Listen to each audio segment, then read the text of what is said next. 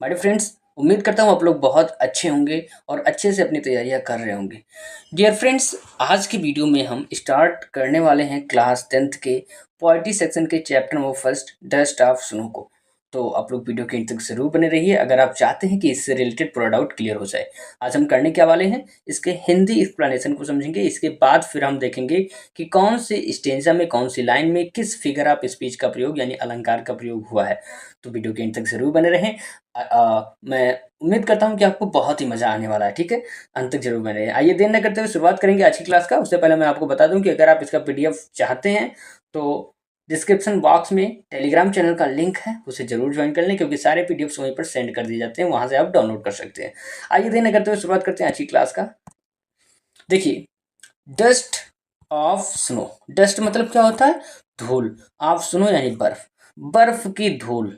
बर्फ की धूल कहाँ से होती है यार? मिट्टी की धूल होती है, बर्फ की क्यों होगी? तो कहने का मतलब है कि लिखा कुछ और है लेकिन भाव कुछ और है। यहाँ पर पॉइंट कहना चाह रहा है कि बर्फ का टुकड़ा, ठीक, यानी बर्फ का धूल। अब बर्फ के टुकड़े के बारे में बात की जा रही होगी, आगे समझते हैं। देखिए, द वे अक्रो, वह तरीका जिस प्रकार एक कौवे ने शुक down on me, Shuk down यानी हिलाकर नीचे गिराया, ऑन मी मेरे ऊपर। वह तरीका जिस प्रकार एक कौवे ने हिलाकर मेरे ऊपर गिराया, द डस्ट ऑफ स्नो यानी बर्फ का टुकड़ा, फ्रॉम अ हेमलॉक ट्री, एक हेमलॉक ट्री से। बच्चों, हेमलॉक ट्री एक विषैला यानी जहरीला पौधा होता है, ठीक है, जो कि अशुभ माना जाता है, नेगेटिव माना जाता है, ठीक है। जैसे अगर आप लोग भी जानते होंगे कि बिल्ली रास्ता काट गई अगर, तो क्या माना जाता है? अशुभ माना जाता है, यानी वो कार्य पूरा नहीं होगा या कोई ना कोई दुर्घटना होने वाला है। अगर नेवले ने आगे काट दिया, आगे से निकल गया, तो ऐसे मतलब जो समाज में चली आ रही कुप्रथाएं हैं, कुरिवाज हैं, जो नहीं होने चाहिए, असल में उनका कोई मतलब है नहीं, ठीक है, उसी का प्रतीक है ये हेमलॉक ट्री, यानी इसे भी अशुभ माना जाता है, एक अशुभ संकेत माना जाता है। तो ध्यान से समझिएगा, the way a crow Shuk down on me, वह तरीका जिस प्रकार एक कौवे ने हिलाकर मेरे ऊपर गिराया, द डस्ट ऑफ स्नो यानी बर्फ का टुकड़ा, एक हेमलॉक ट्री से। आगे बढ़ते हैं। Has given my heart a change of mood, इस प्रक्रिया ने मेरे हृदय के भाव यानी मूड को क्या कर दिया? बदल दिया। And saved some part of day I had rued, और मेरे दिन के कुछ हिस्से को बर्बाद होने से बचा लिया, उस दिन के हिस्से को जिसमें मैं क्या था? बहुत दुखी था। तो बच्चों देखिए, पोइट इस दिन बहुत दुखी थे, ठीक। और क्या होता है इनके साथ कि वो एक हेमलॉक ट्री के नीचे खड़े होते हैं और जो एक कौवा आता है उस पर, और हिलाकर जो बर्फ का टुकड़ा है वो उनके ऊपर गिरा देता है। तो चूंकि पोएट दुखी थे, लेकिन ऐसा होने पर उनके हृदय का जो मूड है वो बदल जाता है और वो दुखी से अब खुश हो जाते हैं, और जो उनका दिन का कुछ हिस्सा बर्बाद होने वाला था वो बच जाता है। ये रहा आपका इस पोएम का सारांश। उम्मीद करता हूँ आपको अच्छे से समझ में आया होगा, ठीक है। अब यहाँ पर समझ लेते हैं कि कौन सी लाइन में किस फिगर ऑफ स्पीच का प्रयोग हुआ है। बच्चों, फिगर ऑफ स्पीच को हम पोएटिक डिवाइस के नाम से भी जानते हैं, और इसे हिंदी में क्या कहते हैं? अलंकार। क्या कहते हैं? अलंकार। समझिएगा यहाँ पर, द वे अक्रो यानी देखिए, इसे क्या बोलते हैं? ये जो 4 लाइनें हैं इसे बोलेंगे हम स्टेंजा। क्या बोलेंगे? स्टेंजा। लेकिन अगर यही प्रोज आप पढ़ेंगे तो वो पैराग्राफ हो जाता है 3-4 लाइन का, लेकिन पोएट्री में इसे स्टेंजा बोलते हैं। तो एक स्टेंजा और 2 स्टेंजा, यानी टोटल 2 स्टेंजा में ये पोएम आपका लिखा गया है। ये जो फर्स्ट स्टेंजा है इसमें आपका एक फिगर ऑफ स्पीच काम कर रहा है, वो है आपका सिंबोलिज्म। क्या है? सिंबोलिज्म। अब आप लोग सोच रहे होंगे कि ये सिंबोलिज्म क्या है। बच्चों, सिंबोलिज्म एक ऐसा फिगर ऑफ स्पीच है जब किसी लाइन में पोइट किसी शब्द का प्रयोग करता है किसी प्रतीक स्वरूप, जैसे यहाँ पर क्रो का प्रयोग किया गया है और हेमलॉक ट्री का प्रयोग किया गया है। किस प्रतीक स्वरूप किया गया है? अशुभ संकेत के प्रतीक स्वरूप किया गया है। तो यहाँ पर इस स्टेंजा में आपका सिंबोलिज्म फिगर ऑफ स्पीच हुआ पहला। दूसरा आपका जो फिगर ऑफ स्पीच हुआ वो आप देखो, यहाँ पर कॉमा लगा है, यहाँ कॉमा लगा है नहीं, कुछ नहीं लगा है, कोई भी ना कॉमा लगा है, ना क्वेश्चन मार्क है, ना एक्सक्लामेशन मार्क है, कोई भी पंक्चुएशन मार्क, कोई भी विराम चिन्ह नहीं लगा है। तो जब पोइट किसी भी स्टेंजा में बिना विराम चिन्हों, बिना किसी पंक्चुएशन मार्क का प्रयोग किए पोएम को लिखता है तो वहां पर आपका होता है इंजैम्पमेंट।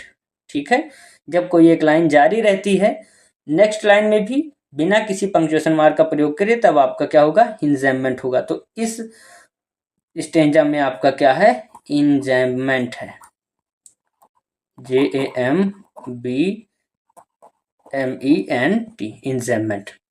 ठीक, और इसमें भी आपका क्या है, इंजैम्पमेंट है। यहां भी कुछ नहीं लगा है, केवल यहां पर लगा है आपका फुल स्टॉप।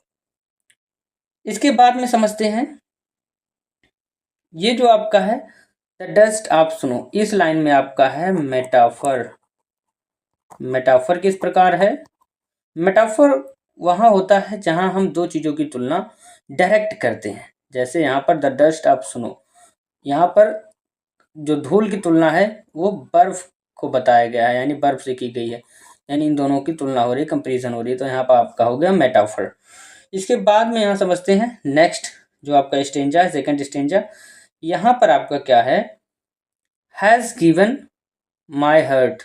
तो हैज और हर्ट, ध्यान दीजिएगा, यहाँ पर एच और एच एक लाइन में दो शब्द क्या हो रहे हैं, देखो सेम कॉन्सोनेंट साउंड से स्टार्ट हो रहे हैं, हैज हर्ट।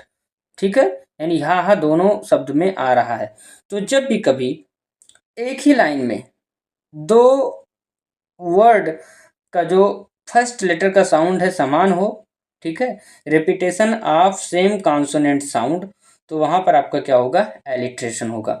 तो इस लाइन में आपका क्या है, एलिट्रेशन है।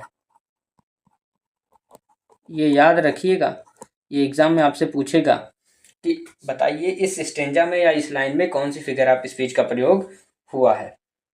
ठीक इसी प्रकार यहाँ देखिए सेव्ड और सम, एस एस, ठीक है, स्टार्टिंग साउंड क्या है, एस और एस एक ही लाइन में, तो repetition of same consonant sound is called alliteration. यहाँ भी आपका क्या होगा, एलिट्रेशन हो गया।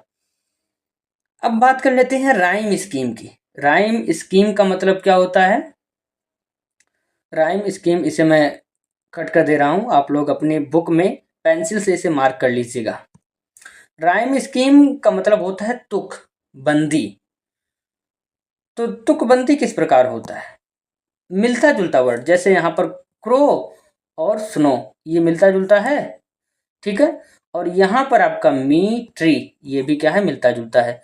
तो ये क्या हो गया, इसे हम मान लेंगे ए और इसे मान लेंगे बी। ठीक है, तो पहली लाइन में क्या है, ए है, दूसरी लाइन में क्या है, बी आ गया।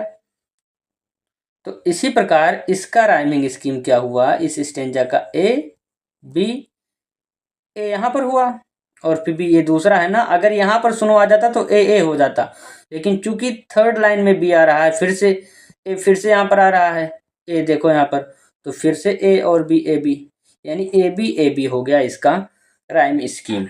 ये एग्जाम में भी पूछता है, ध्यान रखिएगा। और इसमें देखते हैं राइमिंग स्कीम क्या है। देखिए यहाँ पर क्रो आ रहा है, डब्ल्यू कहीं नहीं आ रहा है, ना तो मी और ट्री आ रहा है, यहाँ पर एक अदर वर्ड आ रहा है, जैसे हार्ट, यानी इसे हम क्या कह देंगे, सी कह देंगे, क्योंकि ये दोनों से अलग है। अगर ए बी से मिलता जुलता होता तो ए बी करते, लेकिन ये सबसे अलग है तो यहाँ पर सी हो गया। ये देखो मोड, ये भी अलग है तो इसे बोल देंगे डी, और ये देखो टी और टी ये मैचिंग है तो फिर इसे बोल देंगे सी, और यहाँ मोड और रोड ये भी सेम है, तो सी डी ये इसका हो गया, सी डी, ये हो गया राइम स्कीम इसका, और ये हो गया ए बी इसका। ठीक है, तो दोस्तों आज के इस वीडियो में हम लोगों ने क्लास 10th के चैप्टर नंबर फर्स्ट पोइट्री को, डस्ट ऑफ सुनो को बहुत ही डिटेल समझा। इसके जो राइटर हैं वो हैं रॉबर्ट फ्रॉस्ट, ठीक है, जो पोइट हैं।